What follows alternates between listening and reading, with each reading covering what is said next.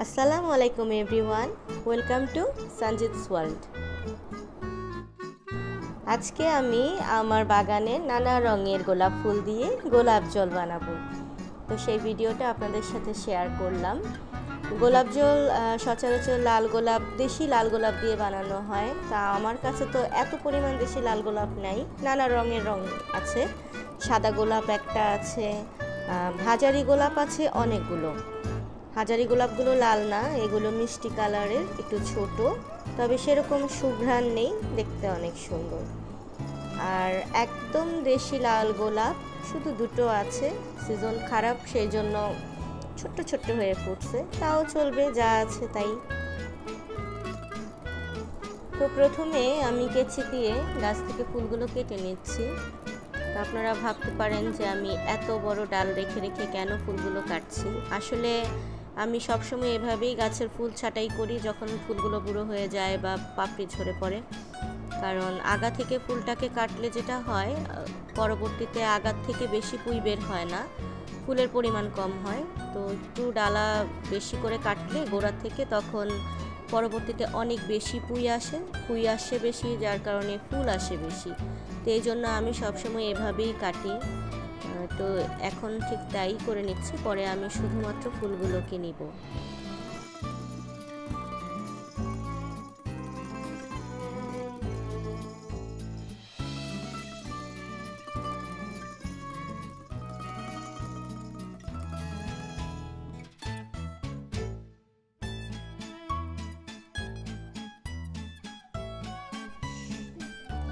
এখন আমি ফুলগুলো থেকে শুধুমাত্র পাপড়িগুলোকে আলাদা করে নেব।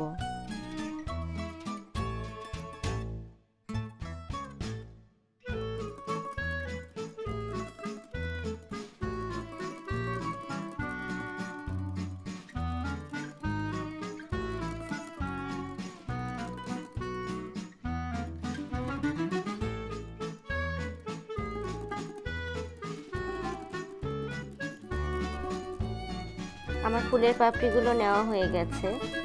তো আমার মেয়ে একটু হাতাচ্ছে, এগুলো দেখতে অনেক সুন্দর লাগছিল, মনে হচ্ছিল এগুলো ডালিমের বিচি।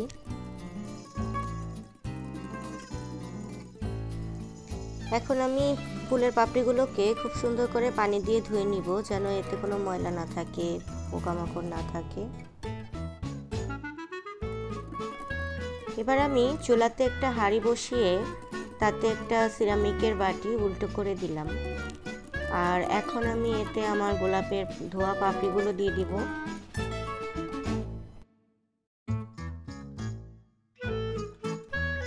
আমার এখানে হাফ কাপ পরিমাণ গোলাপ ফুলের পাপড়ি হয়েছে, তো আমি এখানে 1 কাপ পরিমাণ দিলাম।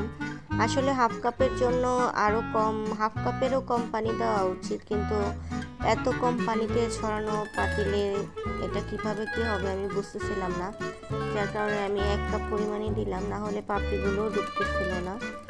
তো পরে প্রথমে হাফ কাপ দিয়ে পরে আমি আবার হাফ কাপ বাড়িয়ে দিয়েছি।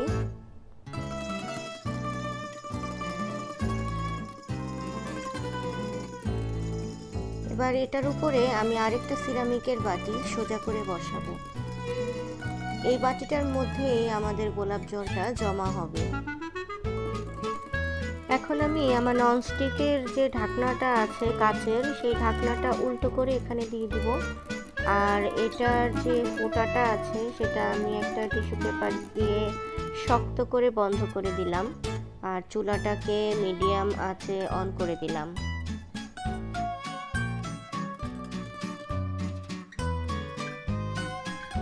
আপনারা নিশ্চয়ই দেখতে পাচ্ছেন বাষ্পটা পানিতে পরিণত হয়ে আবার এই বাটিতে এসে জমতেছে। এভাবে অনেকক্ষণ ধরে জাল করতে করতে একটু খেয়াল রাখতে হবে যে পানিটা শুকায় যাচ্ছে, কতক্ষণ আছে, পোড়া লেগে যেতে পারে। পরিমাণ অনুযায়ী এক একজনের এক একটা টাইম লাগবে। কাচের ঢাকনা দিলে সুবিধা এটাই যে আপনি উপর থেকে দেখতে পাবেন নিচে কতটুকু পানি আছে, কতটুকু শুকিয়েছে, যার কারণে পোড়া লাগবে না। তো আমার এটা এখন হয়ে গেছে, আমি ঢাকনাটা তুলতেছি। এই যে পুরাটা শুকিয়ে আমার গোলাপ জলটা বাটিতে চলে আসছে, সুন্দর না? এখন আমি গোলাপ জলটা একটা স্বচ্ছ কাচের বাটিতে নিয়ে দেখাচ্ছি। এটা কতটা সুন্দর হয়েছে দেখেন, এটাতে অন্য কোনো কালার আসেনি, এটা সম্পূর্ণ পানির মতো স্বচ্ছ একটা কালার আসছে।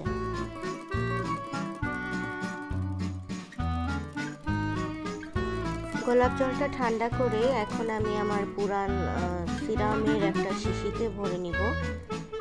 এই শিশিটাতেই আমি এটা স্টোর করব ফ্রিজে।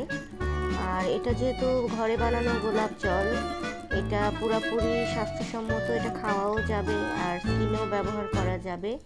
আর এটাতে প্রিজারভেটিভ নাই, যার কারণে এটা দীর্ঘদিন স্টোর করা যাবে না, 1 সপ্তাহ সর্বোচ্চ।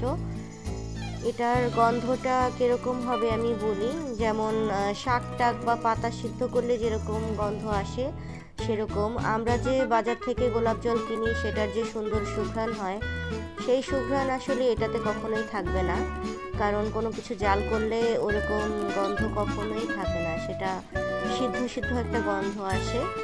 ওই জন্যই ওগুলো কেমিক্যাল দিয়ে বানানো হয়। আর ওই ফ্রেগরেন্স ইউজ করলে অনেকের আবার তাতে অ্যালার্জি প্রবলেম হয়, আমার যেরকম স্যুট করে না কোনো সুগন্ধি।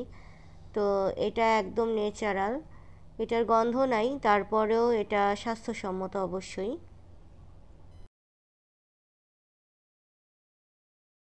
তো তৈরি হয়ে গেল আমার ঘরে বানানো হোমমেড গোলাপ জল।